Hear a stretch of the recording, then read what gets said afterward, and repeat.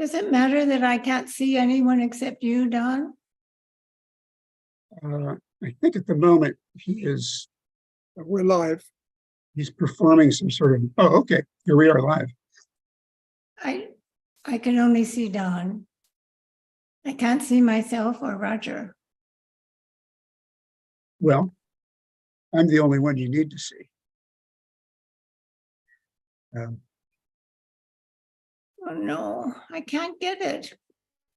Don't worry, something will happen. I know, I can't see you. But you can hear me? Yeah, but I don't have the image. Interesting. Colin, what's happened?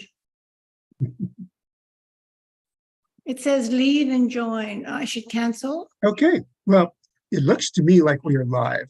Susanna, why don't we roll with it on that assumption? Okay. Because, you know, the audience, hello audience, welcome to. We're live. We're live. Okay. And Roger, are you ready? Yep, I'm going to start.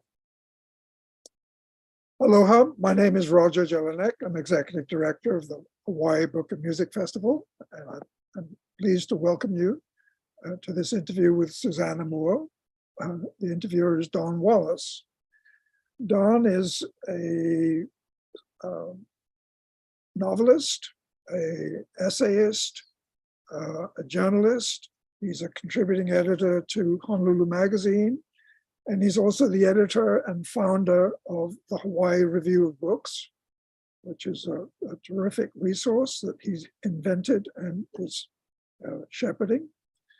And it's my pleasure, Don, to turn this over to you.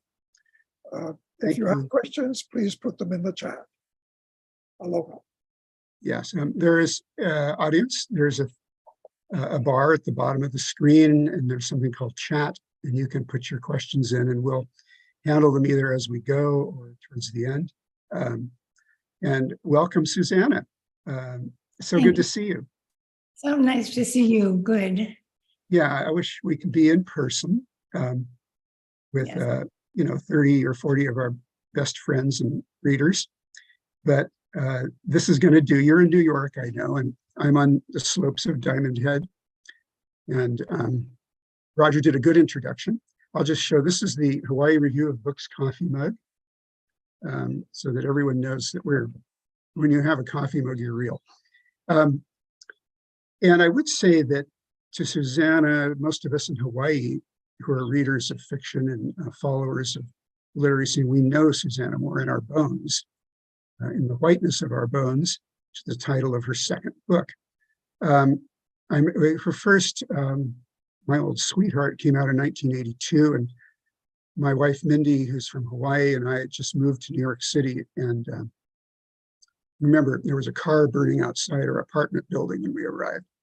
And then here in the New York Times is this review of a novel about Hawaii, My Old Sweetheart, and it just felt like the breakthrough. Hawaii had been waiting for novels, not by James Michener or by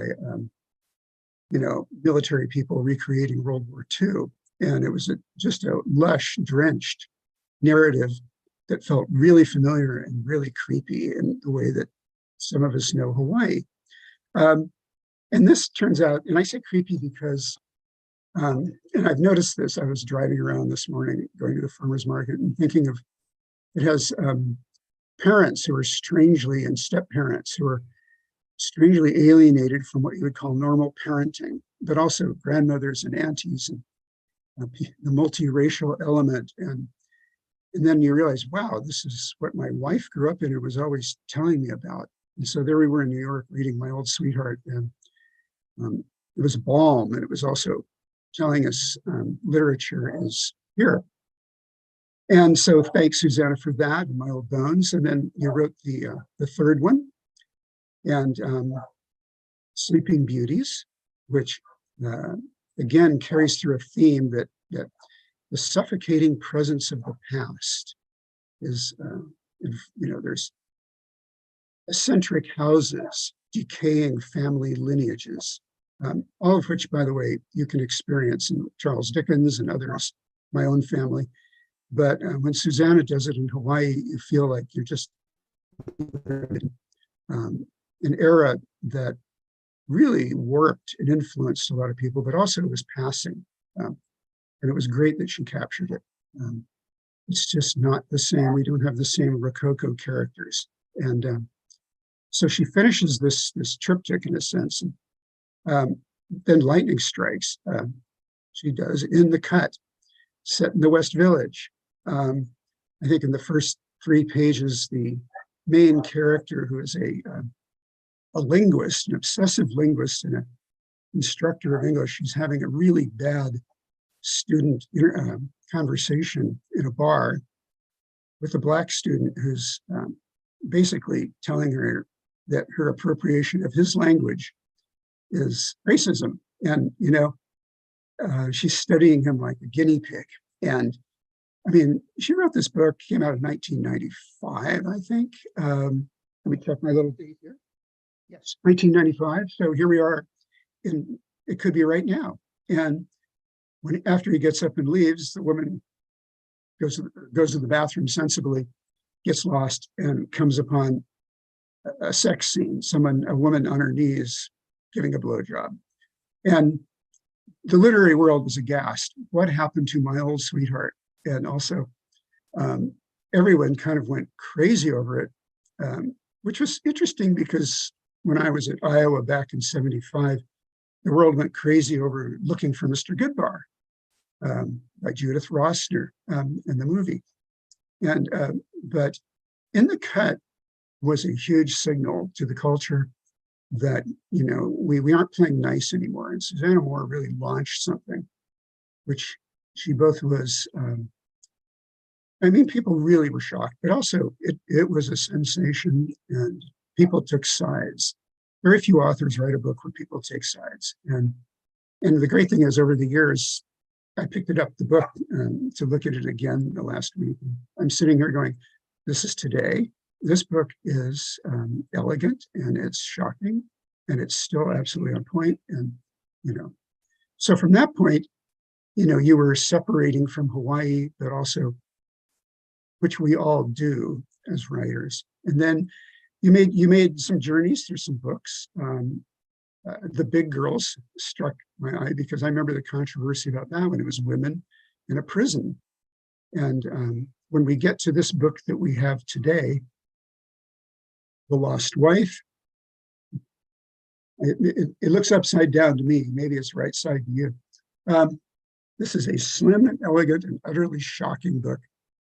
The first shocking point to those of us who know Susanna's work is like, she's written a Western, a pioneer story, a girl goes west story. And you kind of go, well, we're Americans, sooner or later, you're going to do it. But in this case, you pick it up, young Sarah, it's a story of that tragic girl on the edges of society who's already born on the wrong side and is going to have wrong done to her, is going to be used, abused, make her way. And so it's a Perils of Pauline in a way. She's leaping from situation to situation, and she doesn't have any agency, and yet she has a sort of inner compass that keeps steering her through some of the most familiar, terrible scenes starting in the 1850s that you might recognize if you read American history texts. I won't give too much away about the book because it's wonderful, and also we'll be talking about it. But as she heads west through a progression of transport, she's searching for her best friend and really her soulmate, Maddie, they were all in an asylum together where poor people got sent when they were also poor and known to be bad people. And Sarah and her mother were sent there and spent 7 years and then booted out. And the mother was no use, continuing a theme of mothers that we see in Susanna's work. And as Maddie heads west, she just, it's dirty, it's grimy. And also she's a woman, she's a girl, and she's prey, and she's aware that she's prey because she's been preyed upon all her life. But she has motivation to find Maddie only when she gets the end of her long journey from wagon to canal boat to train to, or rather caravan, wagon train. She gets to Shakopee, Minnesota to find that Maddie is dead. And Maddie is dead. And this all happens in the very first 20 or 30 pages, and they are terrific pages. This is not your long meandering kind of male voice like you get with Larry McMurtry or, heaven help us, Cormac McCarthy, where you're kind of bellowing out huge biblical Faulknerian phrases. This is tight, and it's every image strikes like a fist, and you're not ready for it. It's historical fiction, but it hurts and it shocks. It feels very modern, and yet now okay, here's where we go into the confessional, host point. I'm a child of the West. We still have our homestead in North Dakota, which the family acquired in 1880, coming down from Canada, and before Canada from Greater Columbia, the Revolutionary Republic of Simon Bolivar. And we were poor and destitute, and we made our way to California. But, when you go to California, you're in the Old West archetype. And so I've grown up with it. I've read about it. I went to Knott's Berry Farm as a kid. And also had instructors and teachers who all came down from the school of Wallace Stegner, the great, then great writer and teacher of the American West, who was based in Stanford. And I married a Stegner semi-protege, Mindy. And, I wasn't one myself, but my teacher at Santa Cruz was. And my first teacher at Santa Cruz was Wallace Stegner's son.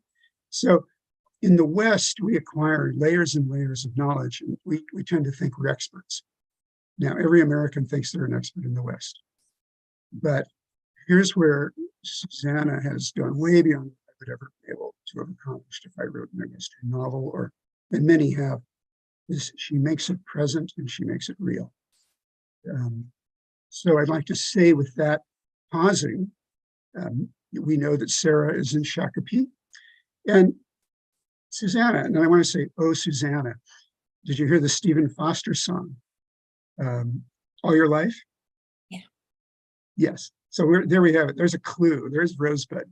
Now, oh, Susanna, where did you get the idea and why? And where were you at that time? Were you at Princeton? Was it during the pandemic? No, it was during the pandemic. So about 4 years ago, I found that I was reading all the captivity narratives I could find, and there are quite a lot of them. A friend suggested that I was interested in them because I was, in a sense, a captive too during my isolation, which I found too facile and actually not why I was interested in them. I was interested always I am interested always in what things were really like.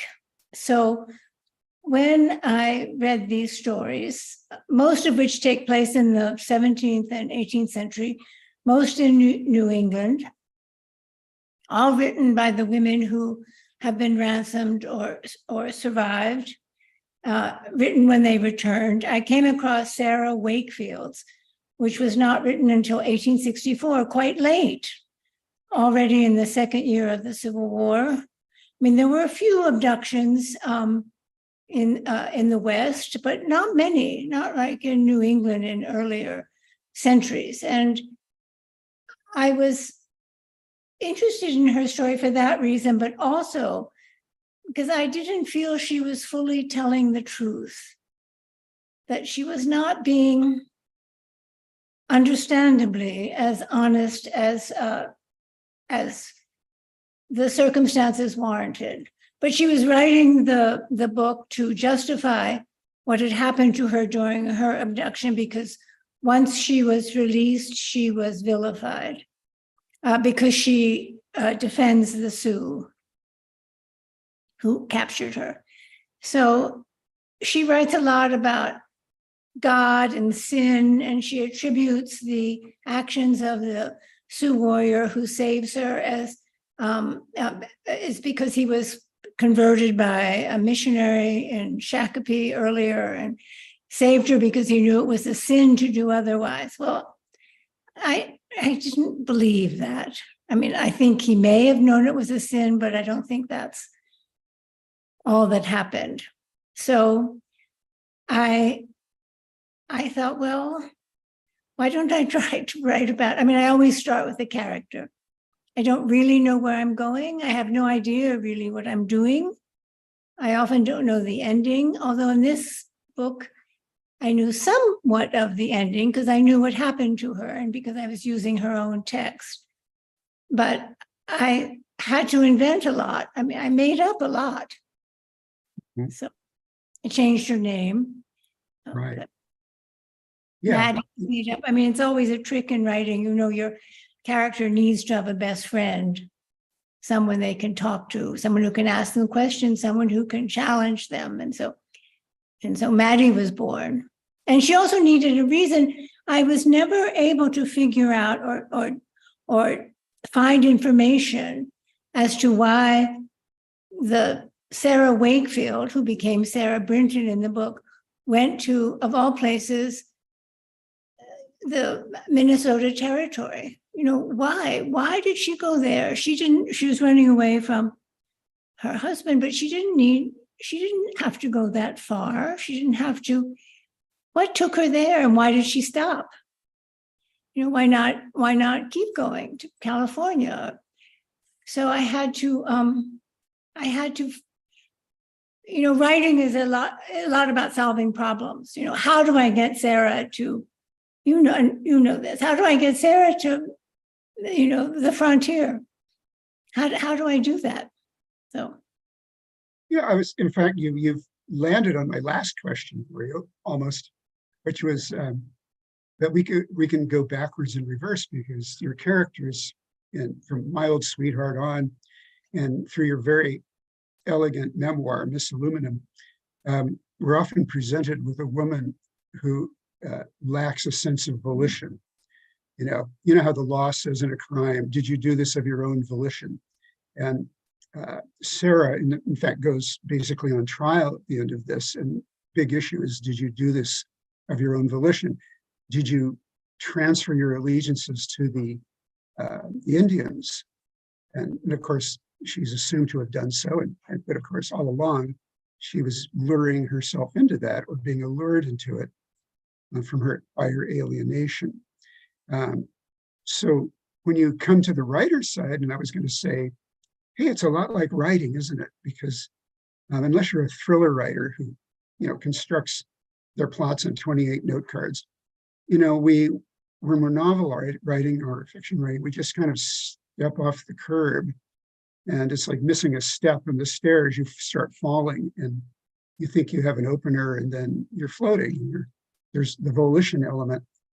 If you get too overdetermined, you're not going to be able to gather in everything from the world to make a full narrative. And you've done that here. So basically, you know, we were both in fugue states. And the pandemic was like a global fugue state. Yeah. So in a sense, it was useful for us, and then terribly useless because it gutted publishing, and except for making reading a priority for a lot of people, didn't have a lot of good effects. No. Your book came out of it, though. No, and also it required a lot of research, of course. I mean, I didn't know that much about Native Americans of the plains. I didn't know that much about the territory. I didn't know how you traveled from Providence, Rhode Island to Shakopee, Minnesota. So I love doing research. It's almost my favorite part, and it's very hard to stop. Was it very old newspapers that you were looking at? Or well, the Library of Congress has every old newspaper after a certain point, and then nobody really knew too much about Sarah. I mean, in the sense, historians and feminists have written about her. There are quite a few graduate theses written about her, monographs.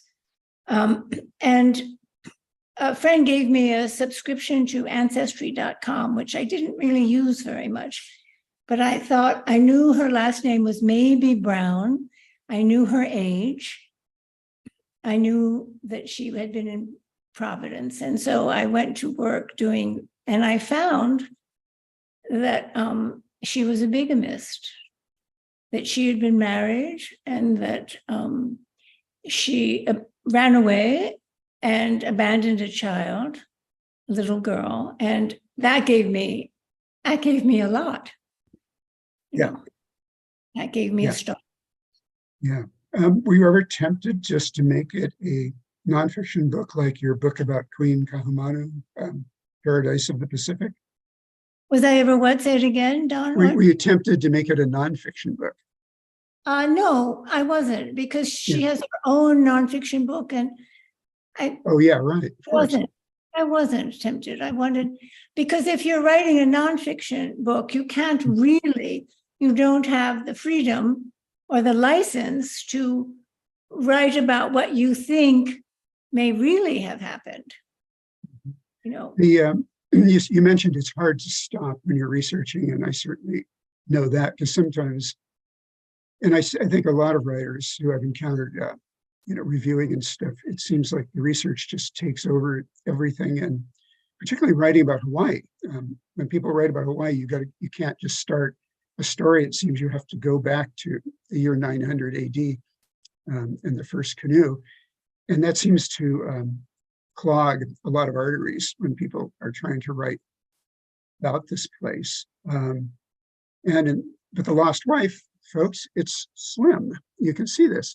And what that does is it's just like a whole series of appetizing nuggets, which I assume that you were just saying, oh, this works, this works, this works, as you read newspapers. And then the thing that besides the fact that you didn't get mired down in the research, is you didn't let other people's backstories become too deep. She's encountering people on the road, and on the road, what you see is what you get until they do something, right? And so she's befriended by a kid, named Dennis on a longboat. I remember Dennis, and he slips her. I think he tells her how to get a meal. She literally doesn't know how to feed herself in these situations. But later, her penknife is missing, and you wonder, well, was that Dennis?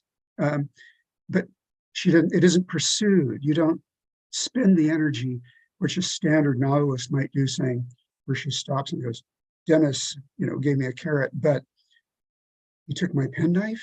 Now what am I going to do? The lack of inner psychologizing is just brisk and refreshing. And that makes me wonder, is this Sarah's character, as a result of her circumstances kind of being thrown out, and then the break that leads her to become a bigamist? Oh, it's certainly circumstance. I mean, Dennis has stolen her penknife, but then what? She's going to accuse him, search him, turn him into the boat captain. She's very practical, as you would have to be to make that trip. She has no money, really, no backing, a woman alone, in a part of the country that's very unsettled still. So she's needs to be very matter of fact within each day to get on, to survive, practical. When she finds Dr. Brinton and realizes very quickly that she's going to marry him, one of the things she says is, right, this will be easy.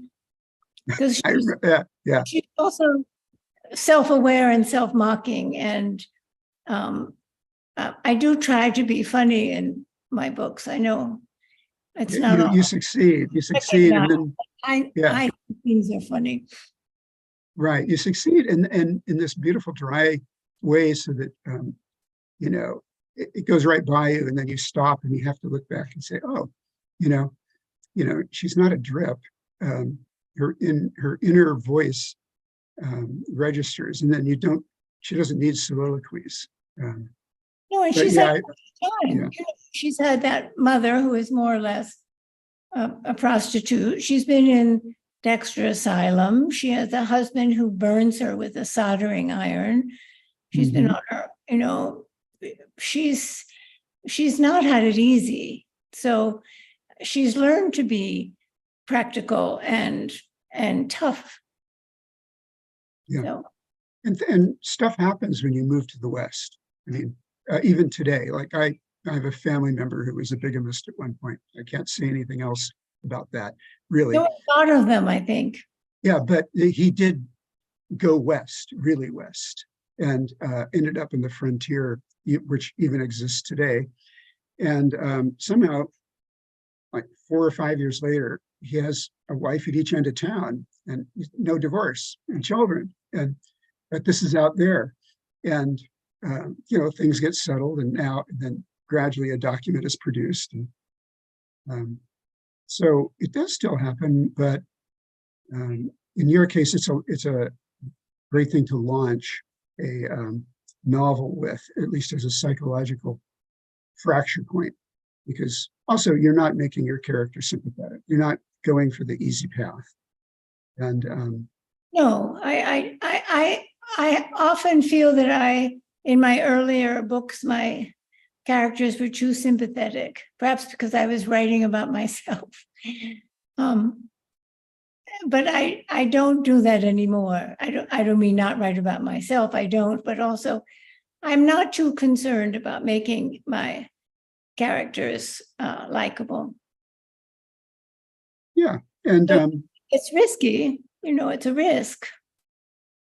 well, you know, when the lost wife, let's just take a look at that opening line and see if it, would you like to read the opening couple of lines? Do you like to read or not on these things? Sure. The opening line, the first lines? Yeah, give it the first line test, maybe 2 or 3. So June 1855. I pretended to be asleep until Ank left the room. Florence was with Ank's sister Viola in Kingstown, and the house was quiet. When I could hear Ank in the shop, I jumped from bed and dressed, stuffing 2 books, a penknife, a dress, a salami, a moth-eaten tartan cape, and Maddie's letters into a cardboard suitcase. I mean, this is literally the to my mind, a perfect opening and a perfectly constructed mousetrap for the reader. Every sentence, every word in that is what? Salami, the salami sort of. I was going to ask about the salami. Well, you know, that's, as I said earlier, so much about writing is solving problems. And she doesn't have very much money. She takes it because she needs something to eat. And the penknife is to cut the salami, you know, as well as to protect herself. But so a lot of those, that the tartan cape is moth-eaten, you know, she's poor. Yeah. She doesn't have anything really. And by the time, of course, she gets to the boarding house in Shakopee, she's just, her skirts are heavy with excrement and urine and dirt and food, mouse droppings, you know. Yeah, I mean, that's one of the things. Oh, here comes Mindy down to the right, folks. We had a brief glimpse of my wife. She usually drops in, and now she's going to start throwing fruit at me. Yeah, the thing is, and this is, I was going to say, it really goes into the dirt and grime of life on the road, you know, in the West at that time. And it's not all calico dresses. No. And soldiers dancing in, you know, remote barracks with everyone's uniforms polished up like. No. Quite the opposite. And a lot of physical deformity, accidents. You know, I remember when my daughter was little, I would take she and several of her friends with me each summer to Kauai, where I rented a house in Waimea. Actually, a house I had spent time in as a child. It was the plantation manager's house. And nearby was the town of Kekaha, which had been really abandoned because the sugar mill had closed and there was no employment. And I took them there a few times, especially on our way to Polihale, which was a beach in the cane field. And they were so disturbed and frightened by the way people looked, you know, elephantiasis, goiters, the crazy woman behind the church, people missing limbs, people without noses, people with a missing eye, things that were both congenital and accidents, and to which they were not used because they grew up in New York, you know, post-abortion, good medicine. I did think, I'm going to use this someday. I'm going to remember this, and not their reaction, but the fact that in rural communities, and for most of certainly the 19th century and the probably early 20th century, this is what people look like, especially in rural communities. So. Yeah, and you're absolutely right about that. And even not recently, I know we were talking before the Zoom started, how you didn't go to college and you went straight to work because you had to. And when you enter the working world from, you know, any kind of childhood where you had a roof over your head and food and you went to a good school or you're in a stable community, even if your own family life wasn't, it's a shock to go into the working world, even in a city. But in my case, I went straight to a rural community, like 400 miles, 24 hours after high school, and went to work in a winery and a vineyard. And I lived back in a shed, and that was the thing. Here comes the guy with, you know, oh, he lost 4 of his fingers in the crusher. The guy with one eye, you know, the goiters you talk about, you know, which could have been cured with iodine pills, you know, and so you really, if you are at first repelled, that's understandable. But if you look and get to the humanity when you have to, when you're working, it kind of rips a kind of screen off your eyes, and you realize how just simply privileged we are in this century, in this country, to have had medicine and food and iodine in our diets. Also, what it made clear to me and that interested me was that you could see the source of monsters in fairy tales and in myth. Yeah. You know, Cyclops or people with other kinds of deformities that turned them into monsters that were often just physical marks. It's what people. And this book is like, it puts us into that place, and you have these scenes where, you know, my favorite scene, the first one, I mean, I have many, but this one just cracks me up, is so Maddie has made it to, I forget where it was, but there's a boarding house, or rather a barracks, and she can get a room. Not used to having women, I mean, but if you want to go up there with a room full of men, 20 men, 20 beds, you know, here you are, pay your nickel and head up. And she goes upstairs and she's utterly reeking. I mean, it's like she's wearing a tent of, as you say, excrement and urine, and she slept in wagons. And you know, she's traumatized, but she's looking for a bed and she sees this empty mattress, empty cot, and there on the pillow is a doll. And belonging to one of the men. Yeah, and one of the men turns to her and says, "That's my little sweetheart."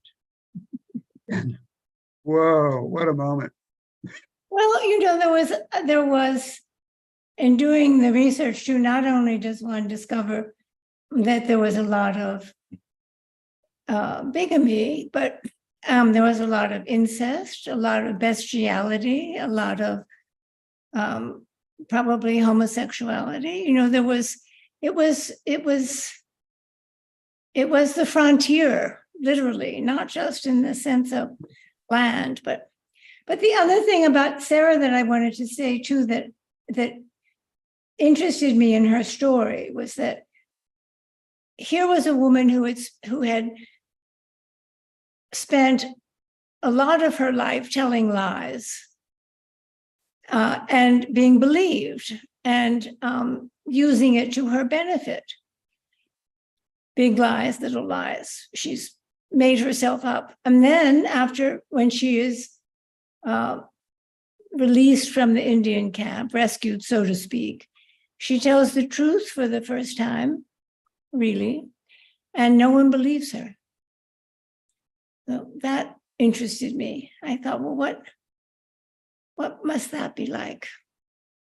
And she's very aware, she's not self-deluded about being a liar. She knows that she's made she even wonders how much he knows, if she'll get caught, should she tell him, what does he know, meaning her husband. She's not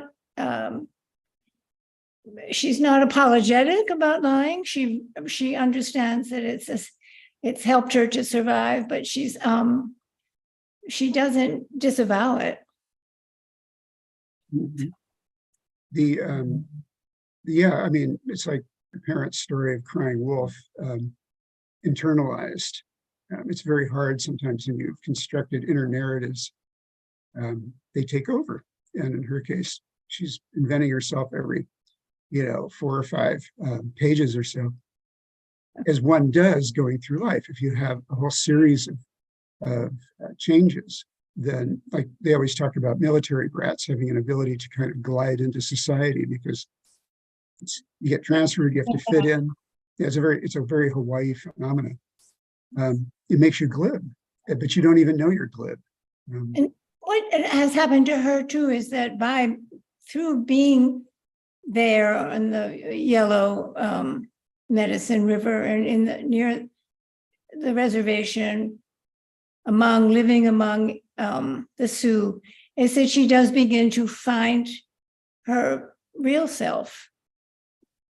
So yeah, without striving to, without meaning to, without intending to, but she begins to become who she was meant to be, and then of course it works against her.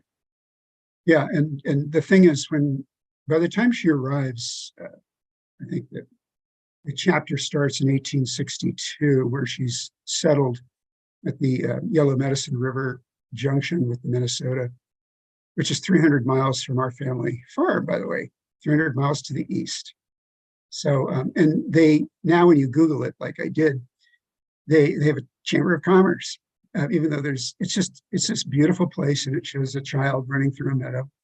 Yeah, of But course. Sarah's response was looking at this. It's one of these western bluffs. For some reason, the land was always high on the western side and low on the eastern. Eastern soil wasn't as good to farm, but obviously all the teepee and all the residences would be placed in the lower end of the bluff on the opposite side. And she looks at it and she sees a circle of teepee, and she sees all these, it's laid out, it's calm, people sitting on the ground, smoking kinnikinnick weed. And she says, this is a beautiful place. I could stay here. I could live here. Yeah. The other thing that happened, and I didn't want to make the book about it, what happened when I was doing the research, I didn't want to make the book about it too much, was that, during that period, certainly 19th century, the American imagination was faced with the promise of cheap, if not free land, which was very profound given the millions of uprooted people who had settled themselves in America, in the South and in the East. And so there was a kind of creativity going on the part of many people, especially, and not always good creativity, but the people moving west. A kind of fantasy of, and often disappointing, as we know. Often, the Dust Bowl is a visible example, which we know from photographs, Dorothea Lange and other people. But and the gold rush, what that was really like, so it was a place that was wide open, both in thought, in fantasy, and in actual physical space. Then, of course, it was also occupied by the Indians, who were being dislodged systematically by the government in order to allow people like my family to have 2 homestead plots for 160 acres each. In which they what they called, it's absolutely empty for 50 miles around. Themselves to death, in which they worked themselves to death. It was not an easy life. And I think there was the incredible hype in the media, as newspapers and handbills and hucksters at the time saying, rain follows the plow. So wherever you tore the sod up for the first time in a million years with your brand new McCormick plow, rain clouds would follow. And they used that to lure, hundreds of thousands of people there, including I think it was 5/8 of the population of Sweden migrated to the Midwest of America in the famine years of the 60s through 80s. And that's where another branch of my family came from to go up there. And, it was like selling swampland in Florida. And of course it displaced the Indians. And it also just changed the environment. Once the plow cut the sod, it wasn't the same ever again. And but going back to the time of Sarah, and so there's a couple of fun things that I think about this story. One is the salami. They had salami in 1854. Yes. They called it salami. 1854 is quite late, it was already the year of the Civil War. There was a railroad, although it only went as far as Western Illinois. There was a lot. See, that's great, because someone might say, an editor, I imagine, at a publishing house doing a historical novel would have X'd that salami out and said, of course, the salami was looked at. Of course, the salami was examined. Everything was looked at. It was very important with this book because I wanted to be prepared to be criticized and to be found at fault. Yes. What I did not want to be at fault about were facts. I was very assiduous in checking everything, and I asked them to be, and they were. And friends, I remember at one point, Sarah sends away for a unicycle, something ridiculous, and a friend wrote to me and said, no, there were not unicycles until 1870, something. So people were very helpful, because they were also intent on keeping me from making any unnecessary errors. It was possible that I might offend on philosophical or political or emotional grounds, but I did not want to get any facts wrong. Yeah, you don't want to offend the unicycle crowd because they're notorious. It'd be so dangerous. They come after you juggling 9 pins and chase you around the park. I'm making light of this, but all I needed were a couple of mistakes, and the whole thing would have been undermined. That's true. It also requires readers who aren't going in with good faith.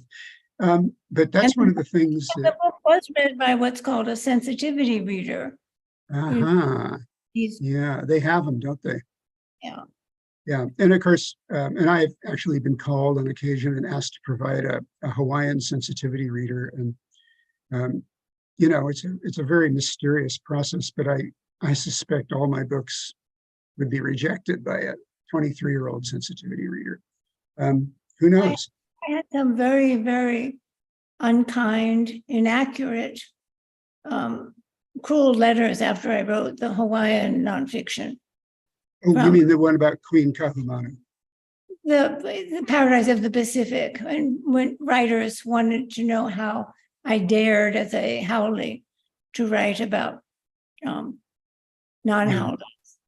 So, Yeah, and it's very tough. And yes, it's part of the territory, but no, it really is I mean, there are reasons that people write those letters to other people, but not to you, in my opinion.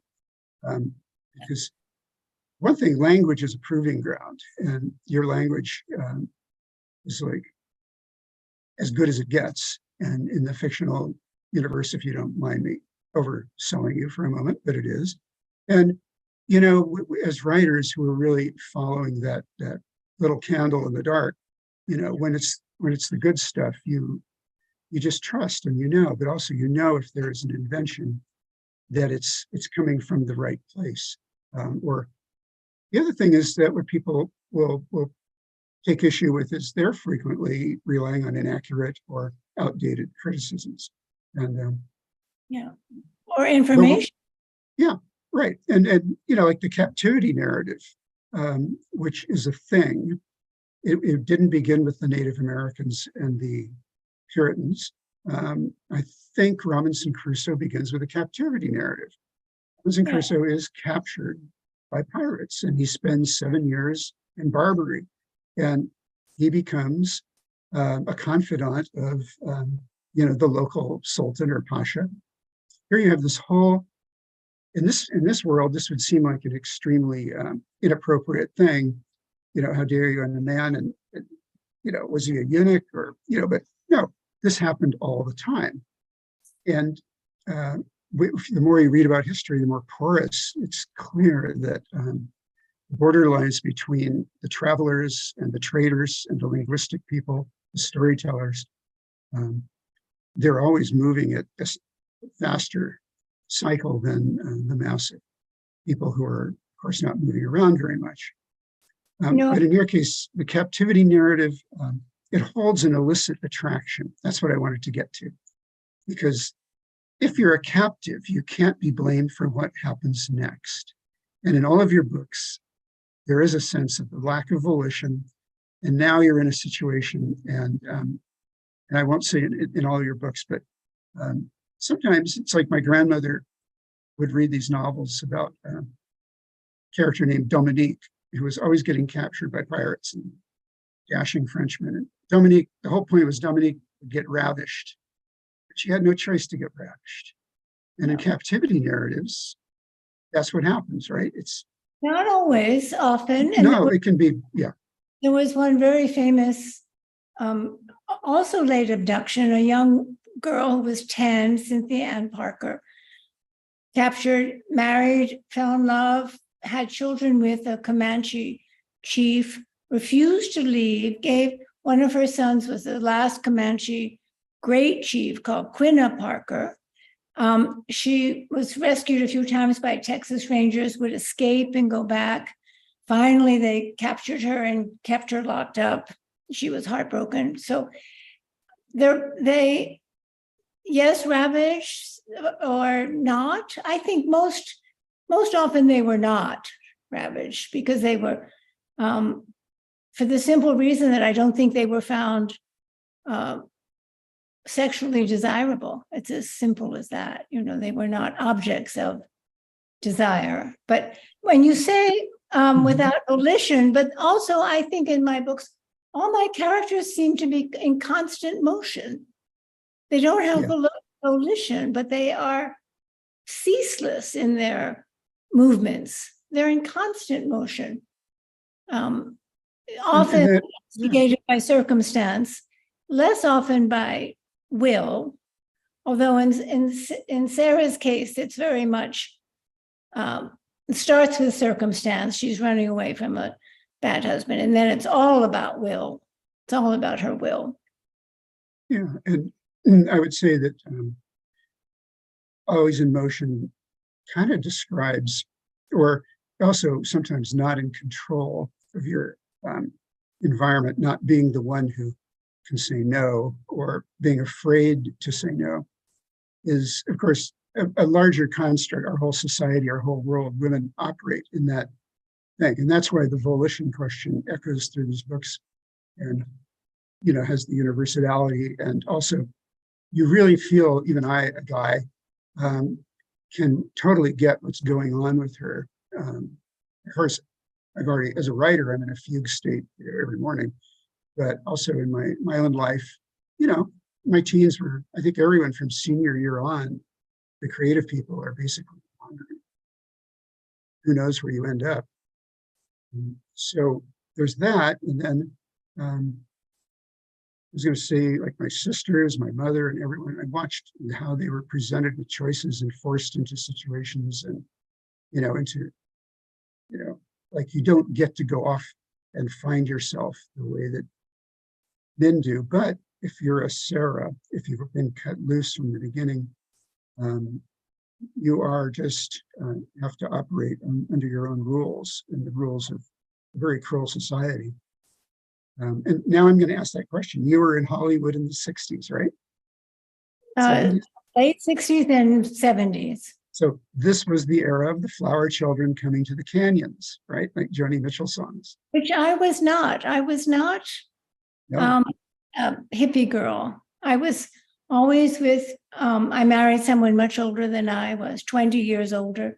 I was with, I found myself with older people. And also I did that thing that I seem to have done all my life, which was to find an older woman to look after me, which I did in Los Angeles, a woman called Connie Wald, who really introduced me to everybody that I then became a friend.